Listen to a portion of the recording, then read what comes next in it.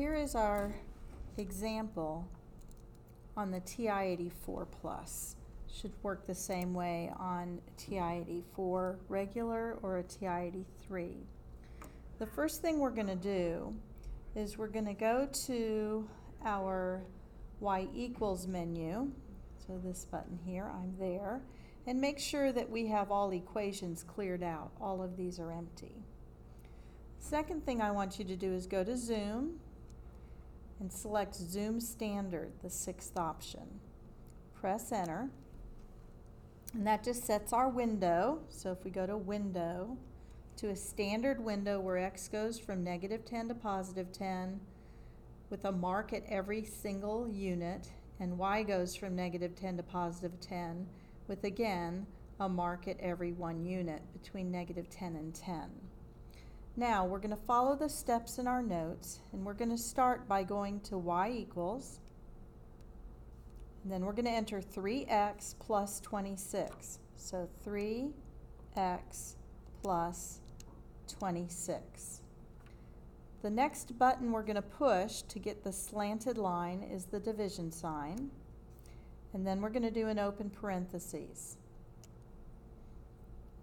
To do x greater than or equal to 3, we're going to type x. To get to the greater than sign, we want test, which on the TI84 Plus we can get through by pushing second and then math.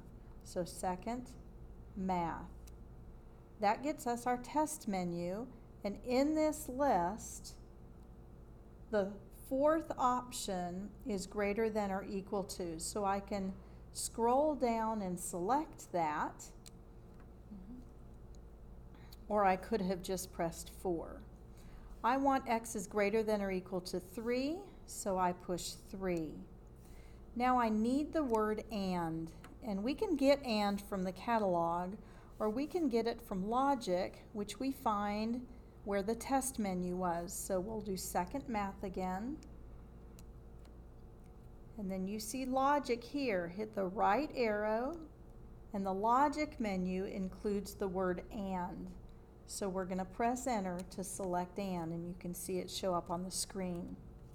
To get x is less than or equal to 10, we're going to repeat a lot of what we did. We're going to hit x, second math to get our test menu, and the sixth option is less than or equal to, so I can just push 6. I want to be less than or equal to 10, so I enter 10, and we close our parentheses. Press enter. Now we want to graph that equation, so I'm going to hit graph, and we don't see anything. Okay. The reason we don't see anything is this. We are graphing the equation y equals 3x plus 26. That's a line with a y-intercept of 26 and a slope of 3. So from 26 we'd go up 3 over 1, and my line looks like this.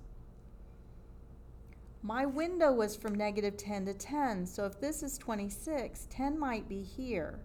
So what I'm seeing is a window that just includes this area centered around the origin, and my line doesn't pass through that at all. So in order for us to see between x equals 3 and x equals 10, I'm going to need to expand this window to capture this area. So I want my window to include an x of 3, which might be here, up to an x of 10. So I want to see what's in this area at least, where my line is. So to do that, to change my window, we're going to go to Window, and I need to change my minimum x. If I'm going to go from 3 to 10, I need to go at least to 3, but I want to go less than that. So less than 3, right, I'm going to go from 0. So I'm going to take my x min of 0. I need to go at least up to 10. I want to go farther than 10. So I'm going to take my x max to something bigger than 10. I choose 15. My x scale says I'm going to put 1 mark at 0, at 1, at 2, go up by 1s until 15. That's 15 marks along my horizontal axis. That's fine.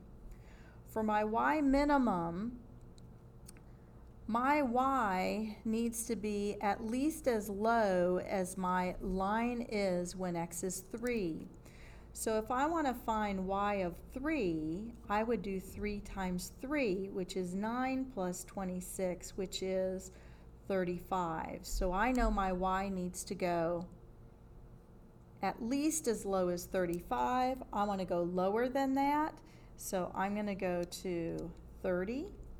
And for my y max, my line is simply going up, so y of 10 is 3 times 10 plus 26, which is 30 plus 26, or 56. So I'm going to go higher than 56. I'm going to go up to 60. For my y scale, if I'm going to go from 30 to 60, I'm going to put a mark every 5 units. So I'm going to pick a y scale of 5. Now let's graph again. And what you see is the portion of the line y equals 3x plus 26 that starts at one point when x is 3 and ends at another point. If we hit trace, here's trace, you can see a point, and at the bottom of the screen you can tell that this point is the point 7.5, 40, I can't read that, I think it's 48.5. If we use our left and right arrows on our calculator, we will move along that line.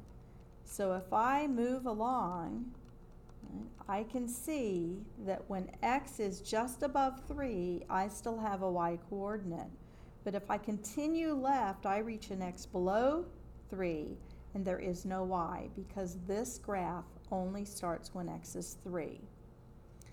In my trace mode, so I'm going to hit trace again, I can enter any x I want my calculator to jump to. So if I put in 3 for x and press enter, it will jump to the point 335. If I put in 10 at that point, I'm still in the trace mode, and press enter, it will jump to the point 1056. If I put in any value in between, so if I put in, say, 5.5, it will jump to the place where x is 5.5, and it gives me the y coordinate of that point.